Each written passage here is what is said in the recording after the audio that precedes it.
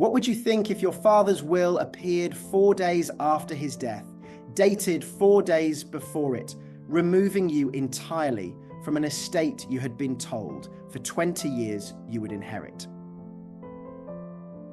I am an estranged son. That is the accurate phrase.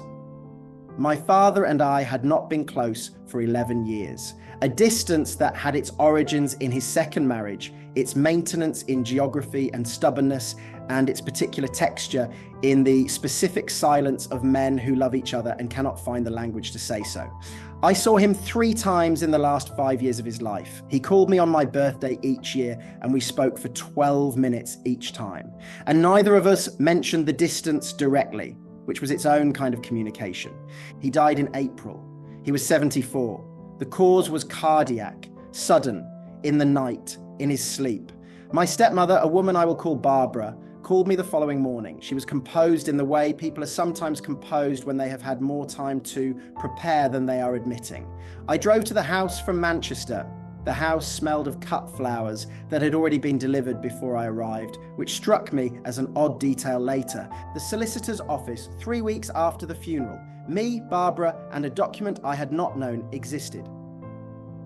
My father had made a will in 2009, which I knew about. I was in it. The estate, a detached house in Cheshire, worth approximately £430,000. Savings of around 60,000 and various personal effects was split equally between Barbara and me, with provision for the grandchildren. This was what he had told me. This was what he had told my aunt. This was what was, as far as I knew, documented and done. The will Barbara produced at the solicitor's was dated the 17th of April. My father died on the 21st, 4 days between signature and death. Under the new will, Barbara received the entirety of the estate. I received a specific bequest of his watch and a paragraph thanking me for my understanding of the circumstances. I asked the solicitor when this will had been drawn up. He said he had not drawn it up. It was a homemade will, a standard template witnessed by 2 signatures I did not recognize. I asked who the witnesses were. He read me 2 names. I wrote them down. Let me stop here, because at roughly the 2-minute mark, I need to be honest about something. I am a forensically precise narrator of my own life. I document things. I notice dates.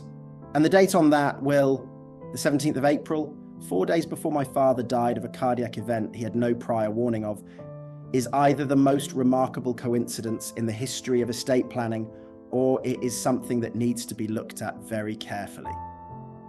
My father had been in good health until the week he died. There was no diagnosed heart condition. There had been no hospitalization. There had been no indication, as far as anyone knew, that the 21st of April was coming. And yet 4 days before it arrived, someone had prepared a will that redirected £490,000 away from the son he had been providing for in previous documentation. My solicitor is a woman called Frances, specialist in contentious probate, who has, in her words, seen this specific pattern more times than she can count. She told me in our first meeting that a homemade will executed in the final days of life, following a significant change from an earlier professionally drafted document, was one of the clearest patterns she encountered. She told me we needed 3 things: evidence about my father's cognitive state in the days before his death, evidence about who was present during that period and what was said, and someone who could testify to anything they had observed during the will's execution. The 2 witnesses on the will were neighbours. One of them was a woman called Margaret, my father's next-door neighbour for 18 years, gardener, widow, and the person who had been in my father's house on each of the 4 days between the 17th and the 21st. Frances contacted Margaret in May. Margaret agreed to meet.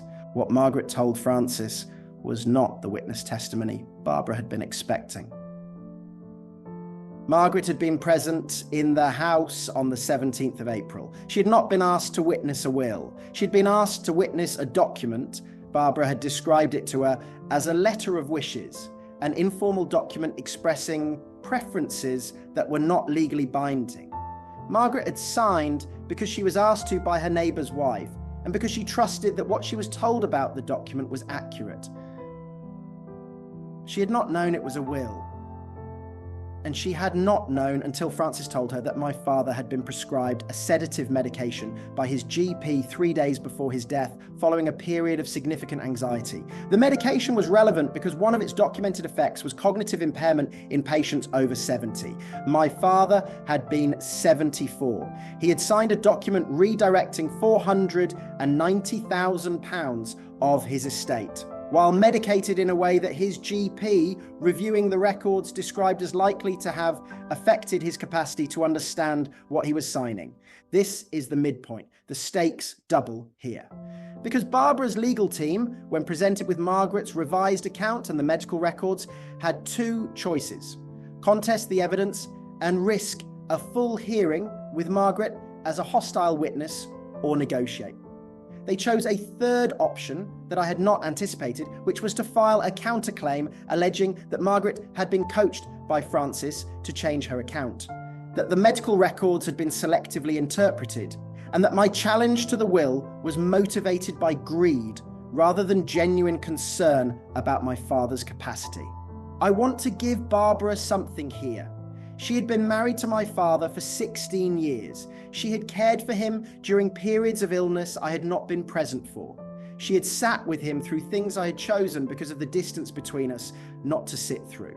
She had earned her place in his life in ways that I, with my 12-minute birthday calls, had not always matched. The will might have been what he genuinely wanted, even if the circumstances under which it was executed were irregular. I cannot be certain of that either way. That uncertainty is the part I carry with me. Francis filed the application to pronounce against the will in the probate registry in July on the grounds of lack of testamentary capacity and undue influence. The hearing was in October. Margaret gave evidence. She was steady, specific, and visibly distressed at having been placed in a position she had not sought. She confirmed her account of what she'd been told about the document. She confirmed that my father had appeared confused during parts of the 17th of April in ways she had attributed at the time to grief but now reconsidered. She confirmed that Barbara had been in the room when the document was presented and had guided my father through where to sign. The witness testimony flip came when Barbara's barrister cross-examined Margaret and asked whether she'd ever seen my father express a wish to change his estate provision.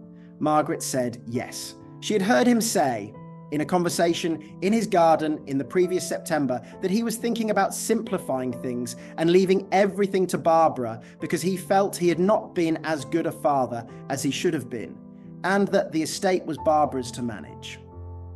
The barrister looked satisfied. Margaret then said, but he also said he wanted to call his son first to talk about it, and as far as I know, that call never happened. He'd wanted to call me first. The judge found that the will had been executed under conditions that raised sufficient doubt about capacity to justify partial relief. The 2009 will was not fully reinstated. The judge accepted that my father had expressed a genuine intention to revise his estate planning. But the new will was set aside, in part, with the estate to be distributed on terms that gave Barbara the house during her lifetime and divided the remaining liquid assets equally between us. I received approximately £30,000 and my father's watch. The watch had stopped working. I had it repaired. I wear it on Tuesdays for reasons I cannot entirely explain. The partial win is what it is. The wholesome part, and it is wholesome I think, even if it is also complicated, is that Margaret came to find me after the hearing. She said she was sorry she had not understood what she was signing. She said my father had talked about me in the months before he died, more than I probably knew. She said he had kept a photograph on his windowsill. I did not know about the photograph. What would you have done if you had been sitting in that solicitor's office and heard two names you did not recognise on a will that appeared 4 days after the date on your father's death certificate? I called Francis. I think you should too if you ever find yourself in that room.